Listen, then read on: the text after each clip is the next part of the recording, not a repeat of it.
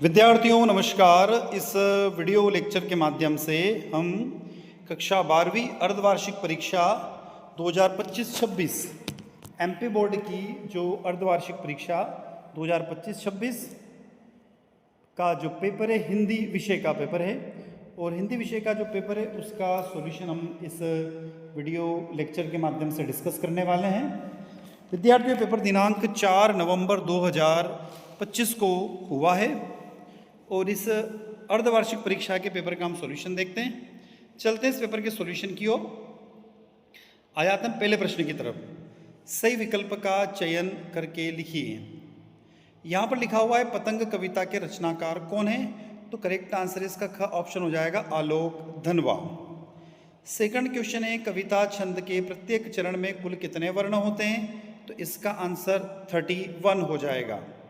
अमलतास कितने दिनों के लिए फूलता है, अमलतास कितने दिनों के लिए फूलता है, तो 15 से 20 दिन इसका करेक्ट आंसर हो जाएगा।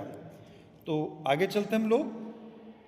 अगला क्वेश्चन है ऐसे वाक्य जिनमें प्रार्थना, इच्छा या आशीष प्रकट होता है वह कहलाते हैं, तो उसको हम इच्छावाचक वाक्य कहते हैं। क्या कहते हैं विद्यार्थियों? इच्छावाचक वाक्य कहते हैं। पांचवा क्वेश्चन है मराठी भाषा में लिखी गई जूझ कहानी का हिंदी अनुवाद किया है, किसने किया है, तो केशव प्रथम वीर ने किया है। किसने? केशव प्रथम वीर ने किया है। सिक्स्थ क्वेश्चन है संवाददाताओं के बीच काम के विभाजन को कहते हैं, तो उसको बीट कहते हैं। क्या कहते हैं विद्यार्थियों? बीट कहते हैं। अगला प्रश्न आ जाता है प्रश्न क्रमांक 2, रिक्त स्थानों की पूर्ति कर लिखिए।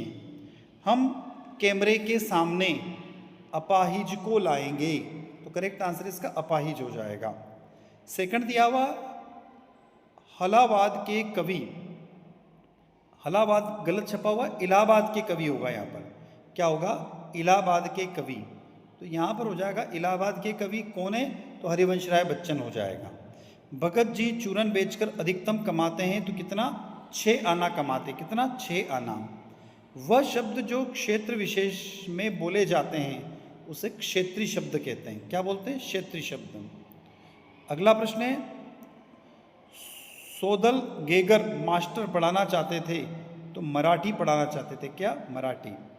कविता की अनजानी दुनिया का पहला उपकरण क्या है, तो शब्द है। क्या है विद्यार्थियों? शब्द है। आगे चलते निम्नलिखित कथनों के समक्ष सत्य असत्य लिखिए। तो यहाँ पर आया पर्दे पर वक्त की कीमत है, तो ये स्टेटमेंट आपका ट्रू हो जाएगा, सत्य है। माधुर्य गुण का संबंध चित्त की उत्तेजना वृत्ति से है, तो ये स्टेटमेंट आपका असत्य हो जाएगा। अगला पहलवान की ढोलक पाठ के मुख्य पात्र का नाम चांद सिंह है, तो स्टेटमेंट भी रॉन्ग है, गलत है। शब्द 3 प्रकार के होते हैं, बिल्कुल 3 प्रकार के होते हैं। मोहनजोदड़ो नगर 2000 साल पुराना था, तो ये स्टेटमेंट भी गलत है। संपादकीय को अखबार की आवाज़ कहा जाता है, तो बिल्कुल ये स्टेटमेंट सही है। तो पहला, चौथा और छठा ये करेक्ट है, बाकी जो 3 है वो रॉन्ग है। दूसरा, तीसरा और पांचवा गलत स्टेटमेंट है, असत्य है। सही जोड़ी का मिलान करके लिखिए। तो यहाँ पर पहला है प्रवासी की डायरी, तो हरिवंश राय बच्चन हो जाएगा।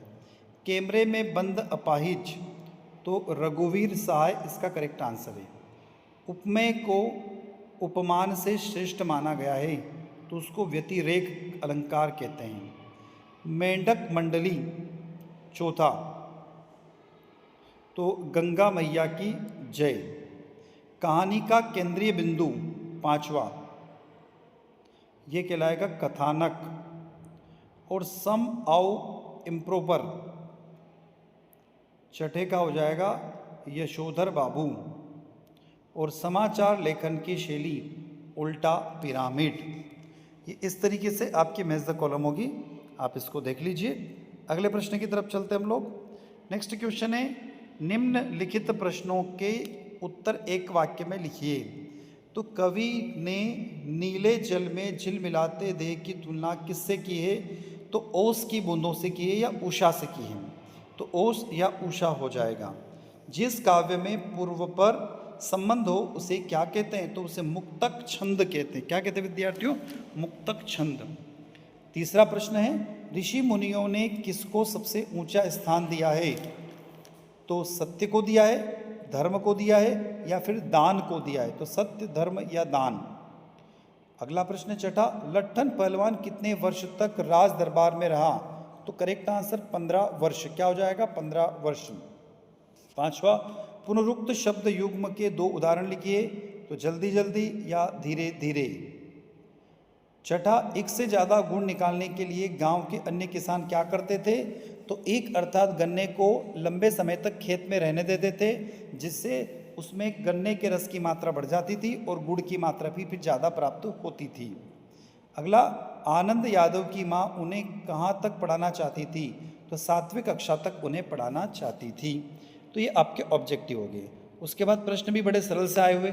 छायावादी काव्य की प्रमुख 2 विशेषताएं, प्रयोगवादी की 2 विशेषताएं, उड़ने और खेलने से कविता का क्या संबंध है, माधुर्य गुण की परिभाषा, उदाहरण लिखिए, रस के कितने अंग होते हैं, कहानी और उपन्यास में कोई 2 अंतर लिखिए, भक्ति में आ जाने से महादेवी वर्मा अधिक देहाती कैसे हो गई, बाजार का जादू चढ़ने उतरने मनुष्य का क्या प्रभाव पड़ता है। तो विद्यार्थी इसमें जो प्रश्न दिए हुए हैं बड़े सरल से प्रश्न है, अच्छा पेपर आया है। तो इस पेपर को ध्यान में रखिए, आप अपने बोर्ड के एग्ज़ाम को भी कंटिन्यू कीजिएगा।